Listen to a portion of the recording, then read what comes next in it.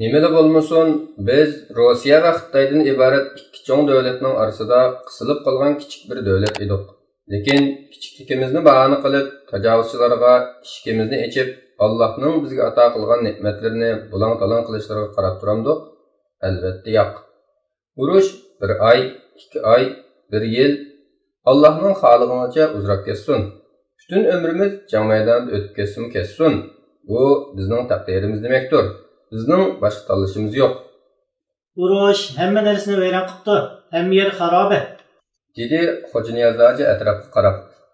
Xudoyim so'g'ish yuragimizda Allohga har o'zimizga bo'lgan sevimimizni yo'q qilmasin. Dedi Sharifxon To'ra.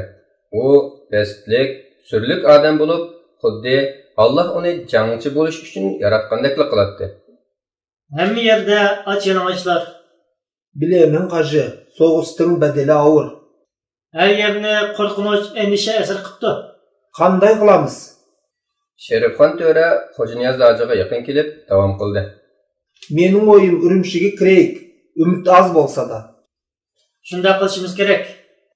Ye o'lib bitermiz, ye Urumchining elini butunday qo'limizga olarmiz. Bu gaplar bo'layotgan chaqda Jinshurin bilan Ruslarning o'rtasida musulmonlarni ezadigan moddiy va askariy yordam haqida kelishim bo'layotdi. Amaliyotda Ruslar Jinshuringa ishonmaydi. Shunga darhol harakatga kelib, Xitoy armiyasi ichidagi niyati buzuq atalmış Xitoy qo'mondon Shing Shisayga yordam berdi. Shing Shisay kommunist edi. Harbiy o'zgarish muvaffaqiyatli bo'ldi. Jinshurin Rossiya orqali Xitoyga qochib ketdi. Huquq butunlay Shing Shisay va uning kommunist qo'lchimoqchilarining qo'liga o'tdi. Ruslar bilan Shing Shisay orasida o'zaro yordam berish nomi ostida bir yangi kelishim tuzildi. Shing Shisay Sharqiy Turkistonning xom ashyolarini Ruslarga avatib berishni va'da qildi. Ruslar buning badaliga muhosirni yerib chiqib, yangi qurilgan Turkiston Islom Jumhuriyatini yo'qotish uchun askariy kuch va qurol-yarog' yordam qiladigan bo'lishdi.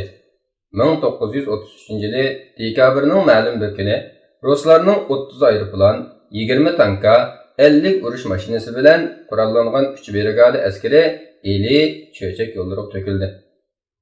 Xabarlar to'lin bearam qiladi. Kishilar bizning tuyuqsiz yetib kelgan yordamchi qo'shinga tang kelolmasligimizdan haddidan ortiq ansiraydi. Texi tunugun urush qilyotdik, dedi Xo'ja Niyoz hoji. Bu gapni anqara olmagan Sharifxon To'ra bugunchi dedi. Bugungi urushimiz o'zimizni halokatga etishdan boshqa narsa emas. General qarab gapini davom qildi. Bugungi urushimiz o'zimizni halokatga etishdan boshqa narsa emas. General qarab gapini davom qildi. Shundaqdimi bizning urushdan boshqa chiqish yo'limiz bormi, qadrli to'ram? Men siyosat degende bilmeymin. Tecrübelerden yürüngenim bizden tek шығар yolumuz soğuz. Soğuz maydanında jengbesek javdın gözü kural tastau qiyin. Undaqda urushni adaqqish davom qilamiz. Dedi Xo'ja Niyoz hoji qo'zg'olonchi qo'shinga o'q yog'dirayotgan aeroplarga qarab turib. Bu araliqda Ruslar askariy, tijoriy, shundaqla siyosiy mutaxassislarni avatgan edi. Urumchidagi yangi Xitoy raisi Shing Shisayga avatilgan ikki cho'ng maslahatchining biri keyincha Sovet ittifoqining hukumat raisi bo'lgan Malenkov edi. Malenkov nəhayət qaqbash bo'lib, uning lohiyalariga va fikrlariga sal qarag'ili bo'lmaydi. U Shing Shisay bilan ko'rishib, mundaq dedi. Mening urush haqida bir fikrim bor. Agar amalga oshiralasak, jiq qalbiga erishimiz. Xo'sh, dedi Shing Shisay. Bizde bir Türk'ün tamamen Rusya'da terbiyelengen Şarkı Türkistanlık komünist yaşlar var. Ular nait işençilik. Eğer biz ularını yönep hakimiyetinin golluk yerlerge koyalısak, o çağda uruşunun tüsü özgürdü. Uruşunu xuddi mutaassib Xo'ja Niyoz ve adamları bilen yenilikparvar Hashim Hacı ve Seyit Hacı qatorliqlar o'ttirsida bo'layotgandek qilib ko'rsatalaymiz. Bu fikrini Shing Shisay qo'sh qo'llab quvvatladi. Sharqiy Turkistonlik kommunist yo'ldoshlar darhol to'plandi. Seyit Hacı o'z vaqtidagi Nas Gestapochilarininkiga o'xshash istixborot idorasiga rais qilib saylandi. Seyit Hacı Sharqiy Turkistonliklardan intiqom olish va ulardan ma'lumot egallashda eng pastkash o'yinlarni o'ynadi. Shahar-shaharlarda istixborot idorasining sho'balari qurildi. Alloh bizga ato qilgan bor kuchimiz bilan urushib o'tdik. Jang chin ma'noda dahshatli bo'lib o'tdi. Urush faqat ruhni tandan judo qiluvchi miltiq, aeroplan, tanka, qalqonlar bilan emas, balki kommunistlar nihoyat mahir bo'lgan chiqimsiz bir usuldan bo'lib o'tadi. Bara-bara kommunistlar g'olib kelishga boshladi. Biz Urumchidan chekinishga majbur bo'lib qoldik. Do'stim Mansur Dorg'a ularga asirga tushib qolib, bir amallar bilan qochib qutulgan edi. Yanimizga qaytib kelgandan keyin ajoyib g'aroyib so'roq qilinish jarayonlarini so'zlab berdi. Bu Mansur Dorg'a haydab opirilgan Chixi organi deb atalgan istixborot binosida bo'lgan ishlar bo'lib, dahshatidan kishining tasavvuriga sig'maydi. Mansur Dorg'a qiynoqdan yiqilib qoldi va "Men tog'liq, urush deganni tushunmayman. Savodim yo'q. Siyonchilar mening qo'y padlarimni zo'rlab elib oldi. Ondan sizlar kelib meni tutdinglar. Men gunohsiz. Urush deganni bilmayman" debdi. İstixborot markazi jahannamga o'xshaydi ekan. Mudir Seyit Hoji o'zi ish beshi turib chalva qapti. "Haydut xoinlar, nimishqa mutaassib xoin xo'ja niyozning sebida urush qilishsa, uning mollaringlarni aldab elib olganligini, senlardan to'ydirmay yiqqan millionlarini, senlarni mal o'rnini setib xarjlaganini, o'zining bo'lsa haddi hisobsiz mol dunyo, xotin kinizakka sahib qilib bilishmamsan, qaramana uning razil qilmishlari." Shuning bilan uning oldiga o'ydirma xabar, yolg'on sansifir, yasalın foto suratlarini yeyishga boshlabdi. O'xshash ishni Sharifxon To'ra va boshqa muhim rahbarlarning hammasi haqida qiladi. Mushundaq yolg'on yavdoqlar bilan asrlarning ruhiy yo'lanchiklarini birma-bir o'rib tashlagandan keyin Said Hoji Sabaniylarni chaqirib, qiyin qistoqni boshlaydi. Ularning qabihlikda jahonda tangdishi yo'q saymonlari qiyin qistoqqa ilinganlarga jahannamning azobini tetitadi. Bichoralar yig'lashqa, vaqirashqa boshlaydi yoki qon qilmay o'ladi. Ertasidan boshlab bu ma'sum odamlarga majburiy imzo qo'yg'izilgan iqrornomalar atalmish Shinjong gazetiga besilib tarqalishga boshlaydi. Bu gazetning mudiri Rambo degan pastkash Xitoy bo'lib, xoinlar yoki istixborotchi shaykalar yozgan yozmalarni Turkiston avlodlarining nomida nashr qiladi. Urush maydonlari ko'payib, har tarafdan hujum bo'lib o'tadi. Qo'zg'olonchilar janggohda qurol tutgan yov bilan ilishishdan boshqa yana eng cho'ng dushman ruhiy tushkunlik bilan ilishishga majbur bo'lib qolgan edi. Umrim bo'yi unutilmaydigan u kun keldi. Kashki Alloh men u kunni ko'rsatmay turib omonatini olsin-chi. 1934-yil iyul oyida jang nihoyat qizib ketdi. Har tarafdan Xitoy va Rus kommunistlar ularning gumashlari bo'lgan yerli xoinlar mig'ildab boradi. Qarindoshlarim, oldimizda shehidlikdan boshqa yo'l yo'q, dedi Xo'ja Niyoz Hoji atrofga qarab. Sharifxon To'ra ilishdan erib hali qolmagan, usti-beshini to'pchang besib ketgan edi. Aeroplan va tanklar to'xtamay o't chachirtib turadi. Yo'llar jasadlar bilan to'lgan. Havoni qon ila qoplab ketgan edi. Bu jov biz jengildik sekildi, dedi Sharifxon To'ra. Xo'ja Niyoz Hoji boshqa bir o'ringa yo'tkalmasak bo'lmadi, dedi. Dushmanlar ko'payib ketdi. Biz tartibsizlar chekinishga majbur bo'ldik va kuch selishtirmasda biz nihoyat ojiz taraf bo'lgan bu jangda tartibsiz chekinishning dardini obdalli tortdik. Qo'l-qo'llarimga sanjilayotgan tikanlarga pisandma qilmay bir qiyoga yamishishga boshladim. Egiz bir cho'qqa ulashgandan keyin hasirab, o'milib turib yiroqlarga qaradim. Voy Alloh! Xo'ja Niyoz Hoji, Sharifxon To'ra va bir turkum boshqa qarindoshlarimiz dushmanning qo'liga tushib qolgan edi. Ularni cho'qim Chixi organi deb atalgan istixborot markaziga qarashliq bir yerlarga haydab minishgan edi. Umidlar quridi. Qon sungan qushga o'xshab qoldim. Qalbimdagi hamma narsa, muhabbat, umid, g'alaba hammasi o'ldi. Xuddi tunugun cho'lpon yuragimni o'lgandek. Ko'rashchan kunlar g'oyib bo'lgan, faqat aslimalar qolgan edi. Xuddi ko'zdan g'oyib bo'lib, o'z vaqtida hech qanday xabarini ololmagan Mansur Dorg'aning aslimalariga o'xshash. Bolaliqdan boshlab kommunizm safsafasida tarbiyalangan bu Turkiston avlodlarining enatga rahimsizlik, qulchilik va inqilobga bo'lgan o'chmanliklarni ko'rish meni bek bearam qilibdi. Menga eng har kelgini tug'uloqqina, poltay ko'z, ovoz bom bir yurtdishimning o'z qarindoshlarini qo'y haydagandek haydab minishi va ularga hayvondek muomala qilishini ko'rish bo'ldi. Xo'ja Niyoz Hoji va Sharifxon To'raga nima bo'lganligi hali uzungacha sir tutildi. Chunki ular va boshqa asirlarni tog' jilg'illarining orasidagi noma'lum bir yerga ilib ketishgan edi. İstihbarat merkezida Xo'ja Niyoz hoji yirtiq kiyimlar bilan badallari titma-titma bo'lib ketgan holda o'tiribdi. So'roq mislsiz dahshatli bo'layotgan bo'lib, nurg'un muhim shaxslar qatnashgan edi. Ularning ichida ruslardan Malenkov Fedin, Zakharov, Ivanov va doktor Joravelyov, Xitoylardan Jallod Shang Shisay, Zhang Minfang, atalmış Şinjan geziti bosh muharriri Wang Baoxin, keyincha Xotanga vali bo'lib tayinlangan Fang Beifenler bor edi.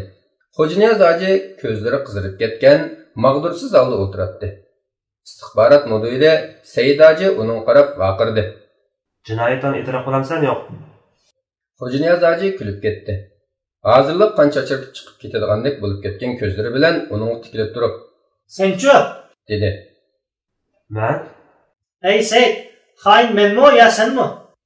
Xoin Said Xo'ja Niyoz hojining yuziga bir shapaloq soldi. Cumhur raisimiz bog'langan qo'llarini silkib, masxara aralash pichirladi. "Ko'kuyindek nimandaq odamning ichini siqdimi u?" Rostini ayt. "Hammasi rushan turmamdi?" dedi Xo'ja Niyoz hoji kulib. "Erkinligi va shon sharafini qo'g'diganlarning qo'llarida kishan, nejiz xoinlarning qo'lida bo'lsa, ishlarning tizgini, qamchi va zulmatli zindonlarning ochquchi. Yana bir haqiqat shuki, men hamini o'laman. Shunga men sening yuzingga tukira olmayman. Tufi!" Buningdan cho'chib ketgan sotqin istihbarat mudiri Xo'ja Niyoz hojiga nafrat bilan qarab, To'g'ri dedim. O'lasan. İşte o'lmadi o'lasan.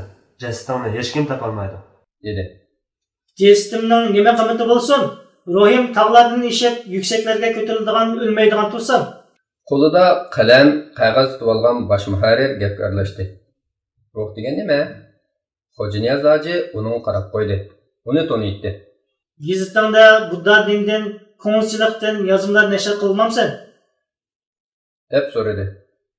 Savolni men so'radim. "Ma'qula. Ruhning mohiyatini Parvardigorim biladi." Parvardigor degan nima gap? "Yaratquchi. Qaysi yaratquchi?" Seni Malinkovni, Shemsayni yaratganida shak bo'lmagan yaratquchi, yagona yaratquchi." Malenkov sanglik qilganda qilib, Tabiat "Amisa men so'rab boqay. Tabiat degan nima?" dedi Xo'ja Niyoz hoji masxaralik kulib. ko'ringan hamma narsa. Bu tabiatni kim boshqardi? Kim yaratgan? Bu degan mutaassiblarning safsatasi. dedi Said hoji. Xo'ja Niyoz hoji kulimsirab qo'yib, Qur'ondagi mono oyatni pichirladi. Ular ya'ni qiyomatni inkor qiluvchilar, oyat degan faqat dunyodagi hayotimizdir. O'limiz va terilimiz, ya'ni tug'ilimiz faqat zamonning o'tishi bilan yo'q bo'lamiz, deydi. Ular bu xususda hech qanday ma'lumotga ega emas. Ular faqat gumon bilan so'zlaydi. Butun xalqni aldaganligini e'tirof qilishing kerak. dedi Said hoji yaqin kelib, past ovozda. Senmi o'z erkinligi uchun jang qilgan bu xalqning ko'zini bo'yganligini e'tirof qilishing kerak. Qanchalik boyliqni yoshirin yavalganingni e'tirof qilishing kerak. Mening shaxsiy menim yo'q. Jasur mujohidlar bilan borni tang yeb, birga yetib, birga qopdim. Mana hozir urush jinoyatchisi sifatida sotib tortilyapti. Ishg'olchilarni qo'g'lab chiqarish uchun urush qilaligim mening sharafim. Men jinoyatchi emas, balki Alloh yo'lidagi mujohid. İslamni yo'q qilishimiz kerak. Shunda bütün qarshiliklar yo'qaydi. dedi Malenkov Shemsayning qo'lqa pichirlab. Albatta. Said hoji materiallarni yig'ishtirgach, Sening e'tirof qilishing behojat. Urush maydonida jinoyat ustida qo'lga olindingsan, dedi. Nejiz xotirangga yozib qo'y. Pushaymonim yo'q. Shahidlikni orzu qilatdim. Qo'l ostimdagilarning birovi bo'lgan bo'lsang, qurt qo'ng'izni mijg'andek ezib jibergan bo'lar edim. dedi Sharifxon to'ra Said hojiga burilib. Sana o'lim jazosi yetmagidek. Seni parcha-parcha qilib go'shingni itqib tashlab berish kerak. Mansur Dorg'imi shu turma qamalgan ekan. Bu ishlarni o'z ko'zi bilan ko'ribdi. O'zimi qiyin qistoq va xo'rlanishlardan nesibasini olibdi. O'limdan mo'jiza qutulib qoldi. Avgust oyining bir kechasi istihbarat markazining atrofida qattiq bir portlash yuz beribdi. Paydo bo'lgan qalayimqonchilik va tomdan echilib qolgan yo'chiqdan fursat tepib, Mansur Dorg'i bilan yana 3 kishi u turmadan qochibdi. Lekin qolgan 3 aylan o'q tegib shahid bo'libdi. Men Mansur Dorg'ini toki 1 yildan keyin tog'da eski-tuski podichi kiyimlari bilan oqsoq holda uchratdim. Boshqalar uni sarang deb olgan edi. Bu müşkül kunlarda dushman kishilarning ideyasini, yurtlardagi xotirjamlikni buzib bo'lgan edi. Nima qimmatli bo'lsa, shuning qo'yga tushgan edi. Mansur Dorg'a mundaq dedi. O'ylab baqa. Ruslar vatanimizga hayvonlarning naslini quritish uchun hayvonlarni Sovetga elib ketib o'tibdi. Xuddi tunugun Xitoylar bizning ayollarimizni qilganni bugun bular o'tib teshib hayvonlarga qilg'il turibdi-da, dedim perişan holda. Töhmetler, uydurma jinoyatlar, begunoh insondan biriga töhmet chapib oldimi, bo'ldi. Uning butun jaddiy jamoat o'roq tuqqanlarini tutib, solashga bahona topilgan bo'ladi. Yomon xabarlarning sirtqi tarilib ketmasligi uchun har bir yurtning atrofida mustahkam qo'rg'onlar barpo qilindi. Andish avj oldi. Her tarafni qo'rqinch, vahima qoplab ketdi. Kishilar o'z bolalari bilanmi erkin-ozoda so'zlasholmas bo'lib ketdi. Ruslar bir uylik odamning yarmini jasus qilib bo'lishgan edi. Qo'shinlarmi bir-biriga ishonmaydigan holga kelishdi. Davlat o'rinlarida ishlaydiganlarningmi ko'pinchisi jasus. Askar, o'quvchi, ishchilarning yarmi degidek istixborot markazidan maosh olgan bo'lib ketgan edi. Ba'zilar tahdidga uchraganlikdan, ba'zilar turmaga tashlanmaslik uchun kimdir o'g'lining g'oyib bo'lib ketmasligi, yana kimdir qizining tutib ketmasligi uchun qiladi bu jasuslikni. Kishilarga ortilgan tuhmat, uydurma jinoyatlarmi xilma-xil ajoyib g'aroyib edi. O'quvchidan birini tutadi. Ataqda qo'zg'olon qatnashishni niyat qilganmish. Ishchidan xolgan birini savol so'roqqa tortib qiyin qistab oladi. Va joyiki ko'z qarashlari davlat bexatarligiga ziyon yetkazamish. Bir o'qimishlikni tutadi. Atalmish chet elga xizmat qilganmish. Ya Allah, bu ko'rganlarim ba'ayni qabohatli tushdik bo'lib o'tganlarga ishongim kelmaydi. 100 mingdek odamning vahshiy usullar bilan o'ldirilganligiga, 1,5 millionga yaqin kishining tutqun qilinganligiga, diniy ulamolarning avval xo'rlanib, ondan vahshiylarcha o'ldirilganligiga, tarixiy va diniy kitoblarning ko'ydirilganligiga, masjid madrasalarning ig'il ambar yoki teatrxonlarga aylantirilganligidek haqiqatga qandoqmi ishongim kelsin? Yangi avlodlarni bo'lsa, tarixni burmlab, kishilikni buzib, yangi taraqqiyot to'niq o'rnagan qizil istilo to'fonida tunjuqtirib yo'q qilib boradi.